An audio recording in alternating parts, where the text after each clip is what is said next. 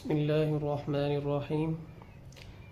آج ہم سورہ بقرہ کی آیت نمبر 80 سے پڑھیں گے۔ سب سے پہلے ہم ترجمہ دیکھتے ہیں۔ وَقَالُوا لَن تَمَسَّنَا النَّارُ إِلَّا أَيَّامًا مَّعْدُودَةً، یہودی کہتے ہیں ہرگز نہیں چھوئے گی ہمیں آگ مگر چند گنے ہوئے دنوں میں۔ قُلْ اتَّخَذْتُمْ، کہہ دیجئے کیا تم نے لیا ہے عند اللہ، اللہ سے عہداً، اس قسم کا کوئی عہد؟ فلن یخلف اللہ عہدہ، بس اللہ نہیں خلاف کرتا اپنے عہد کے۔ ام تقولون علی اللہ ما لا تعلمون، ام کا ویسے لفظی ترجمہ یا ہوتا ہے اور یہاں پر کیا گیا ہے بلکہ تم کہتے ہو علی اللہ، اللہ پر وہ بات جو تم نہیں جانتے۔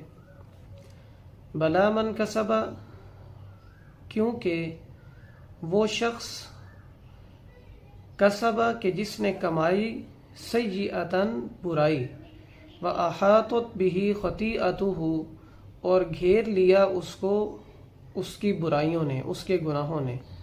فَأُولَئِکَ أَصْحَابُ النَّارِ، بس یہی لوگ آگ والے ہیں۔ ہم فیہا خالدون، اور وہ اس آگ میں، اس جہنم میں ہمیشہ رہیں گے۔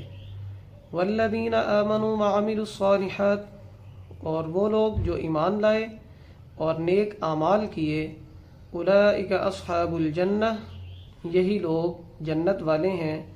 ہم فیہا خالدون، اور وہ اس جنت میں ہمیشہ رہیں گے۔ دیکھیں کل والی آیات کے اندر اللہ رب العزت نے یہودیوں کے کچھ ان پڑھ لوگوں کا ذکر کیا کہ وہ کیا کہتے ہیں، وَمِنْهُمْ أُمِّيُّونَ لَا يَعْلَمُونَ الْكِتَابَ إِلَّا أَمَانِيَّ، کہ ان یہودیوں میں کچھ ان پڑھ لوگ ہیں جو کتاب اللہ کو نہیں جانتے، یعنی تورات کا علم نہیں رکھتے، الا امانج، مگر کچھ جھوٹی آرزویں رکھتے ہیں۔ ان جھوٹی آرزوؤں میں سے ایک آرزو یہ تھی کہ وہ ان پڑھ یہودی کہتے تھے کہ ہمیں آگ نہیں چھوئے گی مگر چند دن۔ اب وہ چند دن کون سے تھے؟ وہ کہتے تھے کہ وہ چند دن وہ تھے کہ جب حضرت موسیٰ علیہ السلام کوہ طور پر اعتکاف کے لیے گئے تھے تو ہمارے آبا و اجداد نے جو بچڑے کی عبادت کی تھی صرف ان دنوں کے لیے، یعنی ان دنوں کے ازالے کے لیے، اور ان دنوں کے گناہ کی وجہ سے ہم جہنم میں جائیں گے، ادروائز جہنم جو ہے وہ ہمارے لیے نہیں بنی۔ یعنی جنت کس کے لیے بنائی گئی ہے؟ یہودیوں کے لیے۔ اور بلکہ ایک دوسری جگہ اللہ رب العزت فرماتے ہیں کہ یہودی اور عیسائی کہتے ہیں کہ ہمارے علاوہ کوئی جنت میں داخل نہیں ہوگا۔ وَقَالُوا لَن يَدْخُلَ الْجَنَّةَ إِلَّا مَنْ كَانَ هُودًا أَوْ نَصَارَىٰ، ٹھیک ہے۔ اور اسی طرح یہودیوں کا یہ عقیدہ ہے کہ حضرت ابراہیم علیہ السلام ہمیں جو ہے جہنم میں جانے نہیں دیں گے، یعنی وہ یہودی جس نے ختنہ کروایا ہوگا اس کو حضرت ابراہیم علیہ السلام جہنم میں نہیں جانے دیں گے بلکہ وہ جنت میں لے جائیں گے۔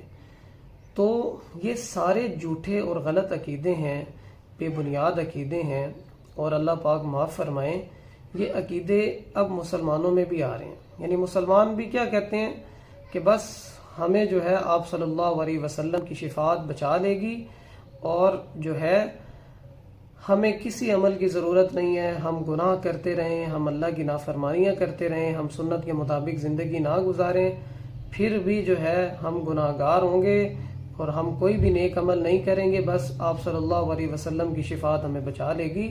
تو یہ بالکل ویسا ہی عقیدہ ہے جیسے یہودیوں کا عقیدہ تھا۔ تو اللہ نے فرمایا کہ قیامت کے دن قرآن پاک میں بھی آتا ہے کہ اللہ رب العزت صرف اسی بندے کی سفارش کو قبول کریں گے جس کے بارے میں اللہ اجازت دیں گے، اور آپ صلی اللہ علیہ وسلم نے اپنی زندگی میں جھوٹی تسلی کسی کو نہیں دی۔ حالانکہ حضرت عائشہ سے بہت انتہا درجے کی محبت کرتے تھے۔ حضرت عائشہ نے ایک مرتبہ پوچھا، یا رسول اللہ صلی اللہ علیہ وسلم، جس طرح آپ دنیا میں ہمیں یاد رکھتے ہیں، ہمیں ہمارے سے محبت کرتے ہیں، کیا قیامت کے دن بھی آپ ہمیں یاد رکھیں گے کہ جس وقت مشکل دن ہوگا؟ تو آپ صلی اللہ علیہ وسلم نے فرمایا کہ کوئی کسی کو یاد نہیں کرے گا جب تک اسے یہ نہ پتہ چل جائے کہ اس کا نامہ اعمال دائیں ہاتھ میں ہے کہ بائیں ہاتھ میں. پھر بہرحال یہودیوں کا یہ عقیدہ بیان کیا کہ وہ کہتے ہیں کہ ہم دوزخ میں نہیں جائیں گے، یعنی دوزخ ہمارے لیے نہیں بنائی گئی، ہمارے لیے جنت بنائی گئی ہے. تو یہاں اللہ فرماتے ہیں کیا تم نے اللہ سے اس قسم کا کوئی عہد کیا یا اللہ نے تم سے اس قسم کا کوئی عہد کیا ہے؟ فرمایا کہ اللہ نے اس قسم کا کوئی عہد نہیں کیا، اور اگر اللہ نے کوئی عہد کیا ہو تو اللہ اپنے عہد کے خلاف نہیں کرتا. اللہ فرماتے ہیں کہ یہ بات تم اللہ پر کیا باندھتے ہو؟ جھوٹ باندھتے ہو جو اللہ رب العزت نے نہیں کہی. ٹھیک ہے. اب اللہ نے نجات کا قانون بتایا. اب وہ نجات کا قانون کیا ہے؟ اللہ نے فرمایا یہاں سے ہم فیہا خالدون تک اللہ نے بتایا کہ جو لوگ برائی کمائیں گے یعنی برے اعمال کریں گے، اور یہاں اعمال سے مراد بھی یعنی ایسے اعمال کہ وہ کفر تک پہنچ جائیں. وَأَحَاطَتْ بِهِ خَطِيئَتُهُ، اور ان کے گناہوں نے ان کے چاروں طرف سے کیا کیا ہو؟ ان کا گھیرا کیا ہو. یعنی وہ کافر لوگ ہوں، وہ کفر کرتے ہوں، وہ ایمان نہ لائیں، تو پھر ایسے لوگوں کے لیے کیا ہے؟ دوزخ ہے. قرآن پاک میں بھی آتا ہے، اللہ رب العزت نے فرمایا ان اللہ لا یغفر ان یشرک بہ، کہ اللہ رب العزت شرک کو معاف نہیں کریں گے، اور فرمایا ان الشرک لظلم عظیم، شرک بہت بڑا گناہ ہے. ٹھیک ہے.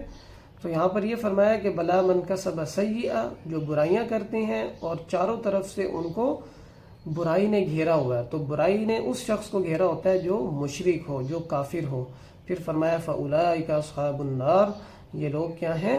دوزخ والے ہیں. تو یہاں پر یہ ہے کہ اگر کوئی شخص جو ہے ایمان تو لے آئے لیکن ایمان لانے کے بعد نیک اعمال نہ کرے، برے اعمال کرتا رہے، تو پھر اگر اسے جہنم میں جانا بھی پڑے تو وہ صرف اور صرف جو ہے اپنے اعمال یعنی جو اس نے اعمال کیے ہیں برے اعمال، ان کی سزا کے لیے جائے گا، اور جب وہ سزا پوری ہو جائے گی تو وہ جنت میں آ جائے گا. ہمیشہ جہنم میں کون رہے گا؟